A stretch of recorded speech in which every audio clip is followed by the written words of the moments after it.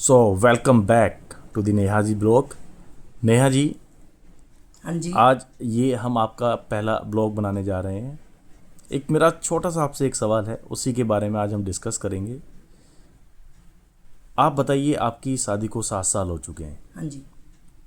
तो आपको क्या डिफरेंसेस अपनी लाइफ में नज़र आए हैं, या कौन सी लाइफ हम कह सकते हैं कि कौन सी लाइफ बेटर है?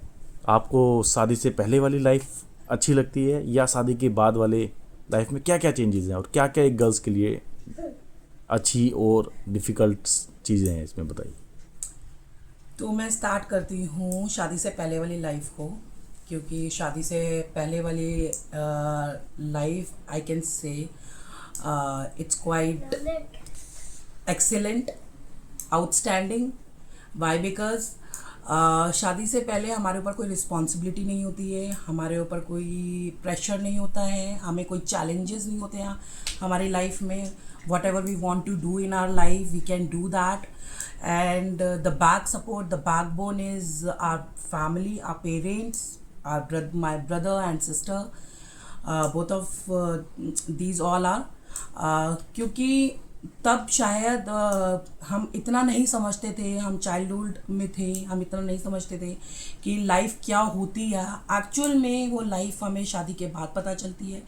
हमारे ऊपर कोई रिस्पॉन्सिबिलिटी नहीं होती है। अब मैं अगर दोनों को डिफरेंसेस के उस पर अगर मैं लेके चलूँ आप लोगों को, तो डिफरेंसेस ये हैं। शादी से पहले जैसे सपोज़ मैं एक एग्जांपल के तौर पे आप लोगों को समझाना चाहती हूँ।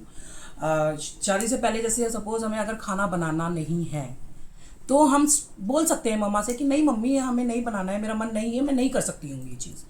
तो मम्मी हमें कभी भी जज नहीं करेंगी, हमें कोई सेकंड थॉट नहीं देंगी, जिसकी वजह से हमारे दिमाग में ये आए कि हमसे कोई प्यार करता है या नहीं करता है। क्योंकि वो हमारे माँ बाप हैं, ऑब्वियसली वो हमें बहुत प्यार करते हैं। वो हमें सेकंड थॉट देंगे भी नहीं कि क्या कहते हैं कि नहीं बेटा आपको करना है, या मेरी तबीयत ख़राब है। कभी मम्मी पापा ने अपनी सिकनेस को बताया ही नहीं है। शादी के बाद अब समझ में आता है कि अगर अगर हमें कोई काम नहीं करना है, वी कैन नॉट से नो। क्योंकि यहाँ पे एक सास जो होती है वो कभी भी माँ की फीलिंग को नहीं लेके चलती हैं।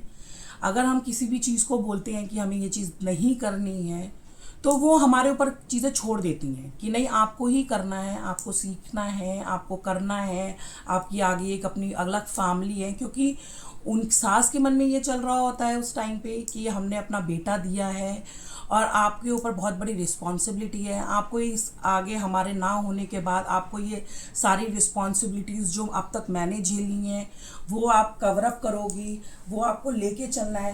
क्योंकि तब हमें ये चीज़ नहीं पता होती है कि वो बहुत बड़ी रिस्पॉन्सिबिलिटी होती है जो सास लोगों ने करी हुई होती है, और वो हमारे सर पे एकदम से पड़ जाती है। तो जिसकी वजह से लड़कियां जो है बहुत प्रेशर में आ जाती हैं, वो एकदम से टैकल नहीं कर पाती हैं, क्योंकि वो बहुत पैम्पर्ड मोड में अपने घर से आई हुई होती हैं, और एकदम से ऑल ऑफ सडन उनके ऊपर एक बर्डन आ जाता है कि आपको ये चीज़ करनी है। फिर एक नया चैप्टर शुरू होता है जब हम माँ बनते हैं, एक लड़की माँ बनती है। क्योंकि माँ बनने के बाद आपकी लाइफ बिल्कुल चेंज हो जाती है, जहाँ पे आप पोस्टमार्टम डिप्रेशन में भी जा सकते हो, आप बहुत सारी चीज़ों को फेस करते हो। आपको एक एक बच्चा बनना पड़ता है जब लोग आपको समझने के लिए रेडी रहते हैं। कुछ लोग फैमिली होती हैं जो समझती हैं, कुछ फैमिली ऐसी होती है जो नहीं समझती है। तो वहाँ पे हम अपने माँ बाप को याद रखते हैं, जहाँ पे हम अपनी फैमिली को बार बार याद करते हैं कि हमारी मम्मी होती तो हमारे साथ ऐसा करती है, हमारे पेरेंट्स होते तो हमारे साथ ऐसा रखते हैं। क्योंकि वो एक माँ है तो वो उस चीज़ का दर्द समझ रही है। यहाँ पे डिफरेंसेस ये है कि मैं एक बहू हूँ, तो वो बहू को लेके एक चीज़ करेंगे कि हमने भी बच्चा करा है, हमने भी ऐसा किया है, तो तुमने भी किया है, तो तुम्हें भी उस फेज से निकलना है, तुम्हें भी उस फेज से निकलना पड़ेगा। अब वो ज़्यादा इमोशनल इसलिए नहीं होती है। अगर वो हमारे साथ ज़्यादा इमोशनल कनेक्टेड रहेंगी तो शायद हम वो हार्ड लाइफ देख ही नहीं पाएंगे जो उन लोगों ने जी है। तो वो हमें हार्ड लाइफ दिखाती हैं। इस कंक्लूजन पे मैं आऊँगी, और हम अपनी फैमिली की मोड़ पे बहुत सॉफ्ट और सॉफ्ट कॉर्नर उसमें रहते हैं। तो लाइफ का यही चैलेंजिंग था।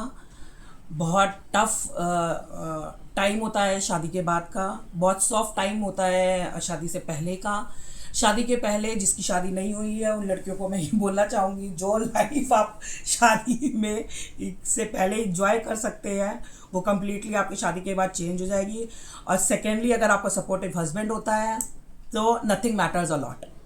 आपको ये है, आपकी बैकबोन तब आपका हस्बैंड हो जाता है, और जो कि आपको सारी चीज़ों से प्रोटेक्ट करता है, चाहे वो फैमिली हो, चाहे वो बाहर के लोग हों, चाहे वो कॉलीग्स हों, चाहे कोई भी कीड़ा मकोड़ा आसपास नहीं आने देता है।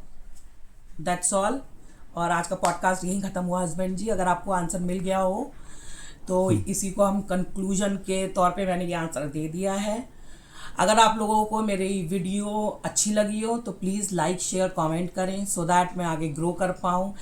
और बहुत डरे मन से मैं ये वीडियो बना रही हूँ, और आई होप आप लोग को पसंद आएगी। Thank you so much for the video. Love you, bye bye.